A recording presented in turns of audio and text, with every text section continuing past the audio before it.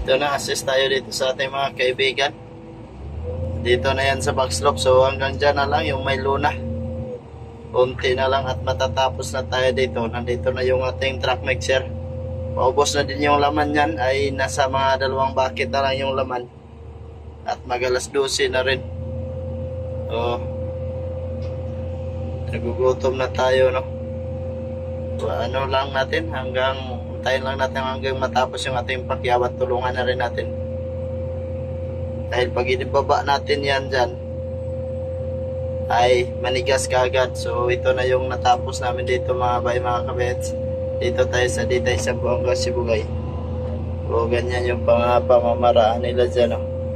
Sa pagdiskarte. Yung ating driver, shoutout sa ating driver. Yan yung ating driver, yung naka red.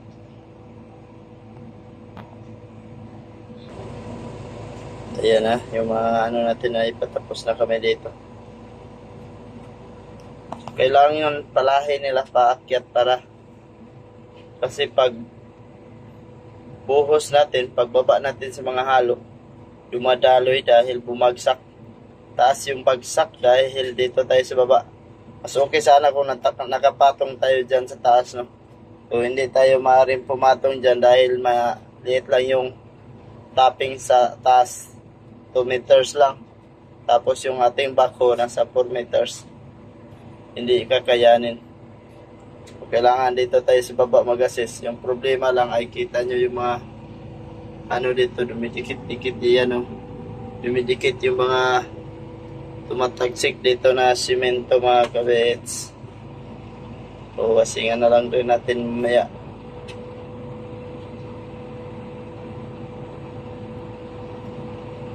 So yun, dahil alas 12 na talaga, hindi na kakayanin.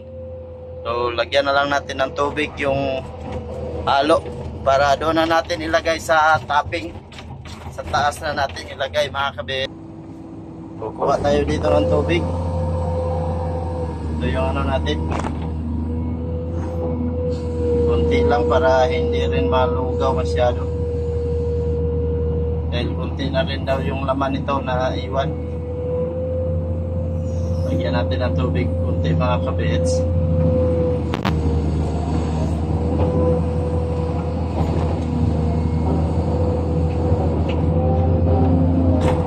So doon natin lagay sa pinakataas, pinakatap. Dahil yung ating driver din nagugutom na.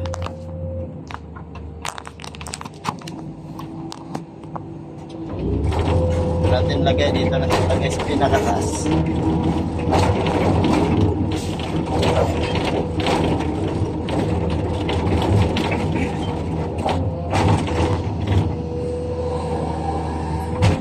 Ayusin lang natin para makalapit tayo dahil hindi natin abot yung topping. Nahihirapan tayong abutin dahil mataas. Tapakan lang natin to dito para makalapit tayo.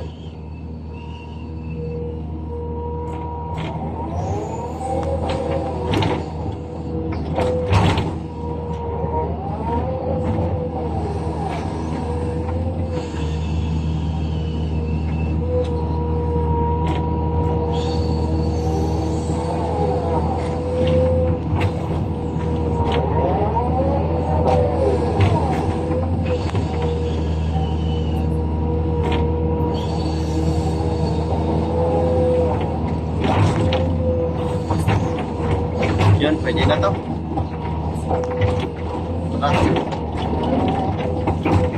Yan tayo sa pinaka-pinto.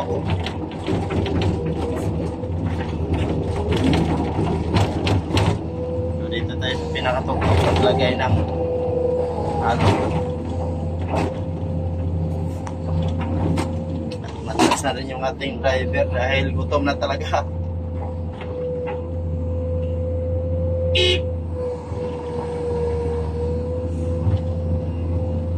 Yun, shoutout sa lahat, no?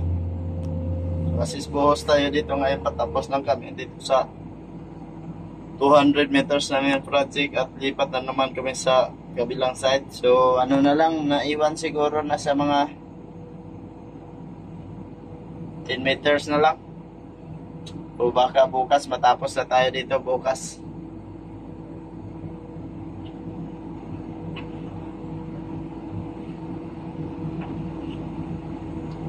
Ito na, pag tapping, basa-basahin lang natin pag tapping.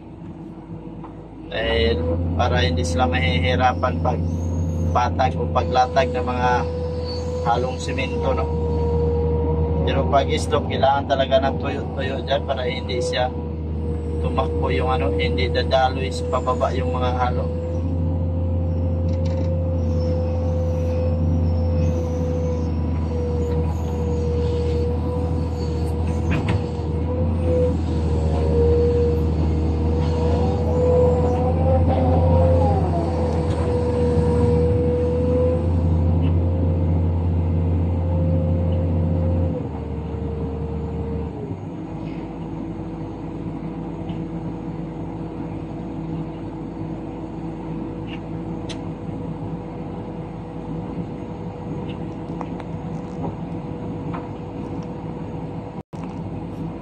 Yan.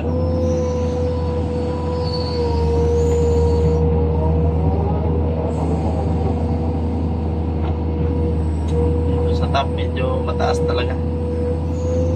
May long arm sana tayo kaso nasira yung truck link. Kaya napilitan talaga tayo dito tayo ang maglagay. Baka natin ulit.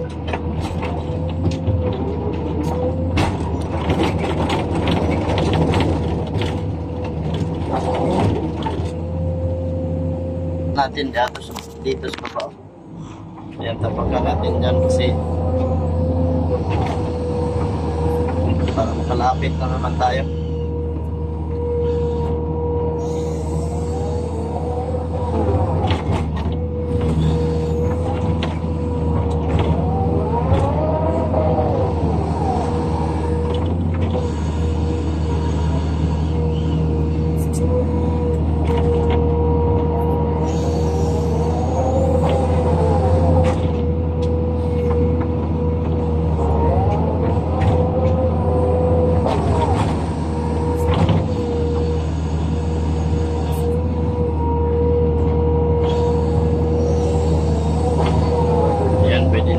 Dahil medyo malapot pa rin yung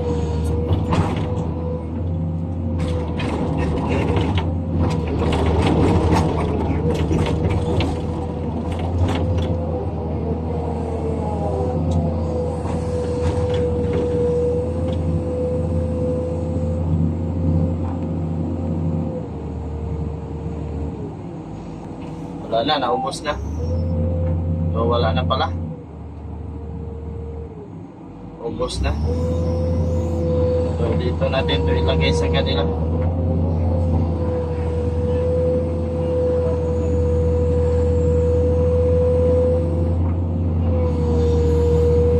So basa-basa itong kunti. Yan. Pagbasa, pag dito sa stop, talagang dumadaloy ka at matakbo agad yung halo pag ubos natin. Yun. Uwi muna tayo para mananghalian. At ito na yung mga yan, so naayos na nila dyan. Uwi para mananghalian dahil gutom na. Yan, just out sa lahat ng ating mga kaibigan, mga supporters dyan. Ingat kayo palagi, isang panikmat kayo ng mundo, lalo na sa sa mga ginagawa nyo. Ingat-ingat palagi. At God bless sa ating lahat. Sana nasa mabuting kalagayan kayo at bigyan ko po kayo ng malakas na pangangatawan sa ating Panginoon. Hanggang sa muli, babu!